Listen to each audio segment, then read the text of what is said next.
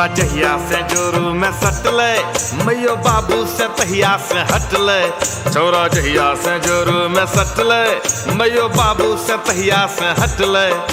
भाई भैयारी एक रहे, भाई भैयारी एक रहे, अब दू भागों में बटले। छोरा जहिया से जोरू में सटले, मैयो बाबू से तहिया से हटले। छोरा जहिया से जोरू में सटले, मैयो बाबू से तहिया से हटले।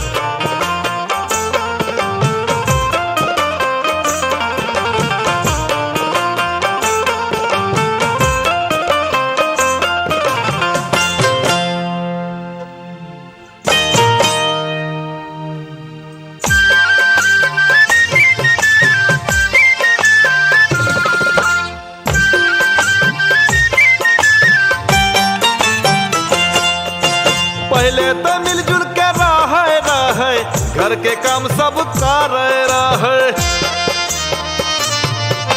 पहले तो मिलजुल के रहे, घर के काम सब कर रहे। चूल्हा चक्की के अलग करी के, चूल्हा चक्की के अलग करी के, परिवारों से छटले।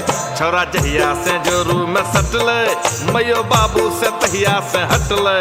छोरा जहिया से जोरू में सटले, मैयो बाबू से तहिया से हटले।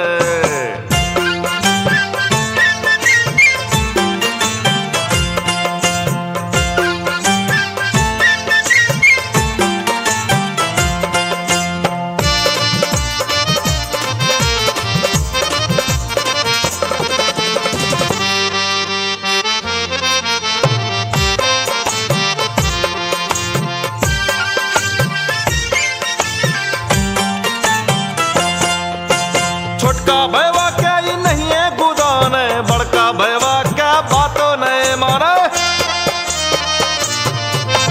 छोटका भैया क्या ही नहीं है गुदाने, बड़का भैया क्या बातों नहीं माने। भौजी से कटी के बाबो से हटी के, भौजी से कटी के बाबो से हटी के, अपन मौगी से पटले।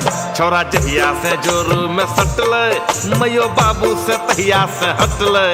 छोरा जहिया से जोरू में सटले, मैयो बाबू से तहिया से हटले।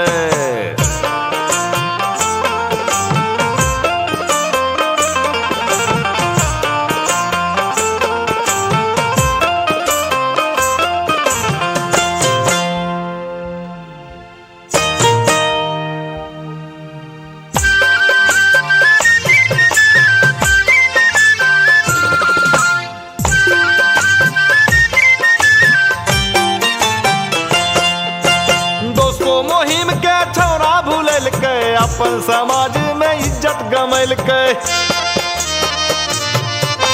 दोस्तों मुहिम के छोरा भूलल के, अपन समाज में इज्जत गमैल के। जकरा से दोस्ती ओकरे से पुस्ती, जकरा से दोस्ती ओकरे से पुस्ती, चेतन से एक दिन पिटले। छोरा जहिया से जोरू में सटले, मैयो बाबू से तहिया से हटले। छोरा जहिया से जोरू में सटले, मैयो बाबू से तहिया से हटले।